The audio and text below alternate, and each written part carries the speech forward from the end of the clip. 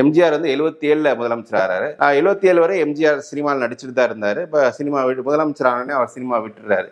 அப்போ வந்து அவரை வச்சு ரெகுலரா படம் எடுத்திருந்த தேவர் அவர்கள் வந்து, உங்களை வச்சு நான் நிறைய கதை படம் எடுக்கணும்னு நினைச்சிருந்தேன், இதுக்கப்புறம் நீங்க சிஎம் ஆயிட்டீங்க, யாரை வச்சு படம் பண்ணலான்னா, அப்போ தேவரோட இனிஷியல் பிளான் வந்து ஜெய்சங்கரை வைத்து அந்த கதைகளுக்கு படம் பண்ணணும்னு பார்த்தீங்கன்னா, பட் எம்ஜிஆர் வந்து ஜெய்சங்கர் வேணாம், புதுசா ஒருத்தர் ட்ரை பண்ணலாம்னு சொல்லி தான் இளமை ஊஞ்சல் அடிக்கிறது ரஜினியோட நடிப்பை பார்த்துட்டு தேவர்கிட்ட ரெக்கமெண்ட் பண்ணியிருக்கணும். அப்படி ஸோ எம்ஜிஆர் தனக்கு எழுதிய தாய் மீது சத்தியம்ன்ற ஒரு கதையை வந்து தேவர் ஃபிலிம்ஸ்ல இவர் வச்சு இந்த பையனை வச்சு பண்ணுங்க அப்படின்னு சொல்லி ரெக்கமெண்ட் பண்ணி ரஜினிக்கு வந்து ஃபர்ஸ்ட் ஆக்ஷன் ஹீரோவாக ஒரு வாய்ப்பை ஏற்படுத்தி கொடுத்தவர் எம்ஜிஆர்.